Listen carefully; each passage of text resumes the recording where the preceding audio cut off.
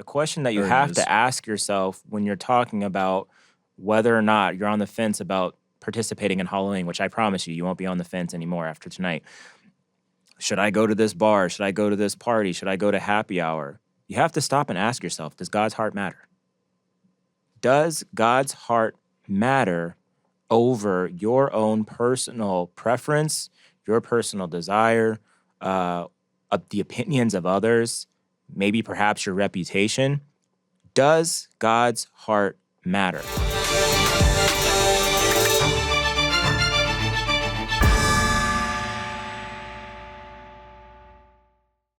And if his heart does matter to you, then you're going to do exactly what he says to do, and you're going to abstain or avoid the things that he doesn't like at all.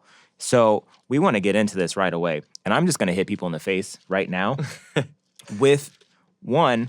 It says in the Bible that we're supposed to abstain from all appearances of evil. That's right? it. Every good and perfect gift comes from above. You've got love, joy, peace. You've got all of those wonderful things. But let me just hit you with something real quick about Halloween, just to help just get this going right away. We're not even getting spiritual yet. We're going to warm up to that. But check this out. This article is titled Halloween Crime Spikes. Okay. Travelers Insurance reported a 68% increase in vandalism claims on Halloween compared to the other 364 days of the year. Wow. I mean, just not just another week, not just another random day, but to all other days of the year combined, there's a 68% increase in vandalism on Halloween alone. Okay, Travelers Insurance also reported an 8% increase in theft claims and a 5% increase in mysterious disappearance claims on Halloween. There's another one. Security Central Station. Looks like this was a survey. They said that they generally see a 21% increase in break-ins during the month of October. Here's another one for you. Halloween is one of the top holidays for stolen cars year after year, according to the National Insurance Crime Bureau. There's also another survey that I saw, Pastor Matt, where they were saying that in some cities, that crime spikes 50% more. It's a 50% increase in crime on just Halloween night compared to any other night on average. Yeah, I know that from a lot of the cops too that, even in Omaha I've chatted with, and they say that exact same thing. So my 100%.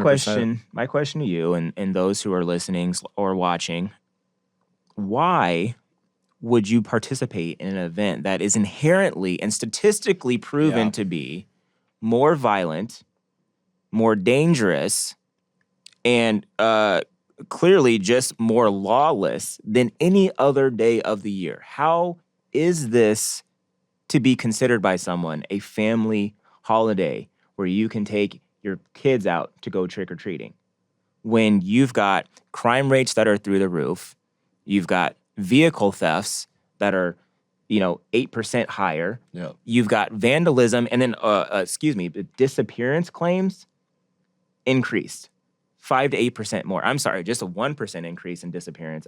No thanks. So how is it that we're justifying this as a family type of setting and atmosphere when you have this level of crime skyrocketing on Halloween? And we can talk to some of our police officers here that work at the 100%. church, but a lot of them say that they don't really like working that night because it just brings out the worst in people. Yeah, it really does. And I think that's the thing that, we've got to be more aware of is like, look, I mean, have some common sense. You know what I'm saying? You don't see Satanists trying to dress up as a disciple of Jesus or Jesus himself on Good Friday or something. You know what I mean? You don't see, honestly, people that are like saying, hey, I'm a Satanist, but I'm going to dress up as, Mary or Joseph during the holidays and Christmas season or, whenever people celebrate the birth of Jesus or the death and resurrection of Jesus. Like, you don't see any of that. You don't see people that are like, oh, I'm going to find a way to make sure I get to church on Christmas and Easter because I need to celebrate the birth and the death and resurrection of Jesus. No, Right. they forget about that. And so we should do the same thing when it should. comes to this evil. Doesn't make I any mean, sense. it's not, I mean, where is the common sense anymore? Okay? When I am seeing children dress up with fake blood on them and stuff, man. I'm seeing people wear a grim is it Greeper or Reaper, whatever they Yep. call it. Yeah. That costume, and it's evil. And you put evil around you, you're bringing curses. You're bringing the door, or you're opening the door for the devil to come right Right. through and have his way. And here's the thing, when you look at it, 2 Corinthians 11:14, and it says, and no wonder, for Satan himself masquerades as an angel of light. What does he Masquerades. think about that? Yeah. He's been doing this for how long? He's a professional at being evil. He's a professional that wants to come, steal, kill, and destroy. He knows what he's doing, and people think that, oh, we could just play around and have fun for one night. And are you kidding me? There are legitimate witches and warlocks, people in the occult that pray against Christians on this night. Pray over candies and things like that to like put curses and spells and things like Exactly. that. It's a real thing. It's 100% a real thing. And so for people to just sit and act like they're going to ignore this, I mean, you got to be some type of like just woke culture or something, or just frankly, like far from God. It's all the above. Because this is the problem. We've talked about it on this show, Anthony. People want to seem to follow trends today instead of just being the remnant, being those that are set apart and saying, no, we are going to stand for truth. We are going to stand for righteousness, and enough is enough of this. Exactly. Instead of just marching your kids around the neighborhood when, I mean, you mentioned theft and crime is a lot higher. Disappearance. Yeah, I mean, and it's not even just about the crime. It's just about the spiritual connection to evil. Yes. You are okaying evil. Yes. And I want to jump in on that too, because I want to talk about the origin of trick-or-treating. And so we're going to connect the spirit behind this thing. But just as a parent, I'm a parent of 3, and for those of you watching, maybe you're a parent, maybe you have nieces, nephews, whatever. But if we spend 364 days out of the year telling our kids not to go to strangers' houses, not to take anything from a stranger, Yeah, that's a good why point. all of a sudden on this one day of the year is it okay to do those things? So just logically, we're not even where we need to be, and we need to get our minds right when it comes to that kind of thing, because that makes no sense. How all of a sudden is it that any form of danger or any form of discretion just goes out the window when it comes to receiving something from a person you have no idea? You've never met them ever, but you're going to let your kids receive candy from them? Yep. You have no idea what could be in that packaging. You have no idea what was in that candy, where they got the candy from. This is the same logical behavior that reminds me of masks. And I'm not talking about masks from Halloween. I'm talking about the COVID mask. And we thought for whatever reason that if we put on this mask, that the COVID would somehow go up and around like its aerodynamics. Same thing here. Same thing here. I'm sorry. I'm going to get to the part about the spiritual origin, please but talk on I want to this. talk about our just why do we lose our minds literally when it comes to wanting to just justify what we would consider traditions, or because we don't want to be the odd person out because we're the only house in the neighborhood that has their lights off. Where is the harm in that?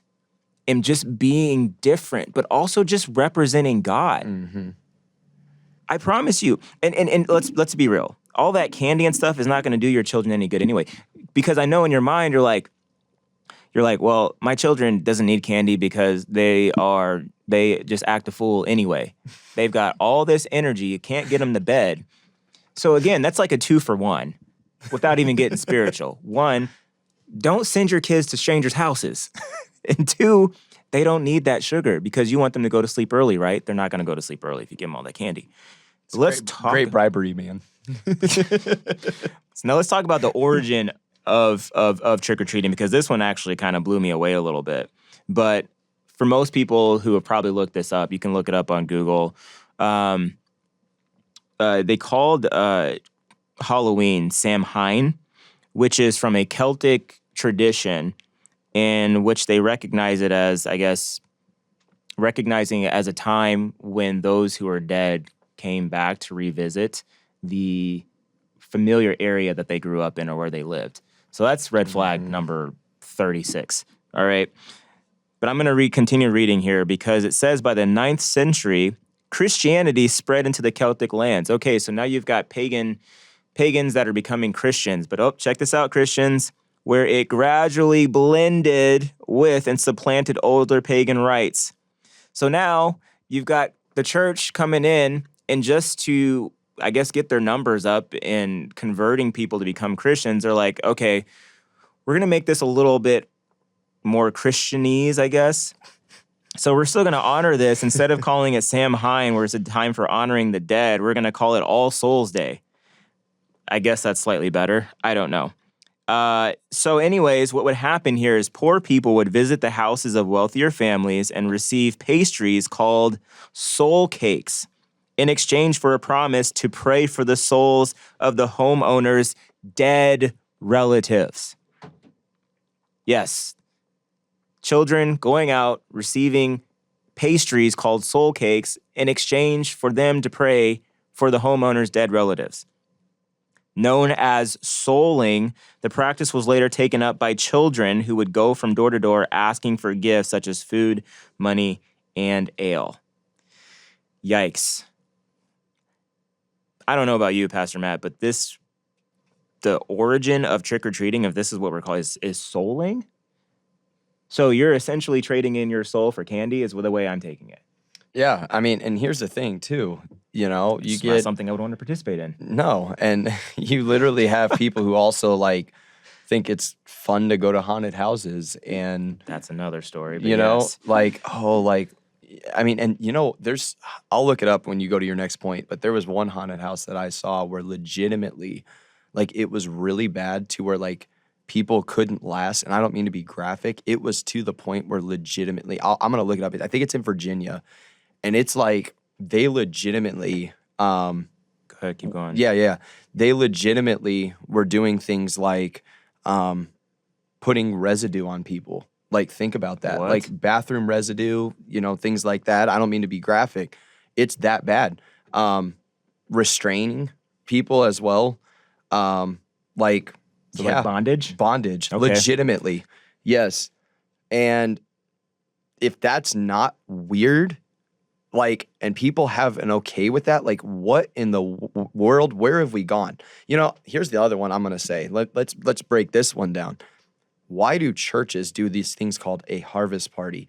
Why do churches put up, I've seen churches that have had a grim reaper literally outside their church, and then I've heard stories that the church got shot up a week or two later.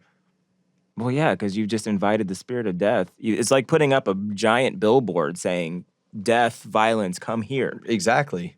And so, I mean, it blows my mind that, like, there are churches who literally do harvest Halloween parties on Halloween night and pass out candy and think it's okay. And I don't know. It just, like,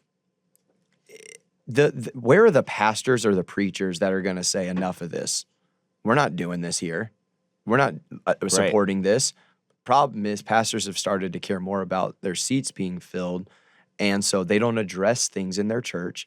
They allow things that you would never expect a man or a woman of God to stand for or allow and basically promote, like, hey, this is okay. Let's just okay this for everybody, you know, because this is the problem. The boldness has gone out the window, and the, like, you know, what's the word I can say? Like, basically, we have seen too many commercializing or trying to be politically correct about everything now in church, where people do I'm going to come and come as you are and stay however you want to be. Yep. There's no, like, come to church and go out different and changed. It's, hey, if you celebrate Halloween, look, we'll tell you about Jesus, but hey, you do what you feel. No worries at all. You know, and the honor has gone out the window, Anthony. Right. The honor, you've mentioned God's heart. The honor of God's heart has gone out the window. And that's why, I love when Pastor Hank talks so much about the remnant, because really that is those that are connected to the heart of God. Exactly. The remnant is what changes the world. The remnant is what causes reformation. Okay?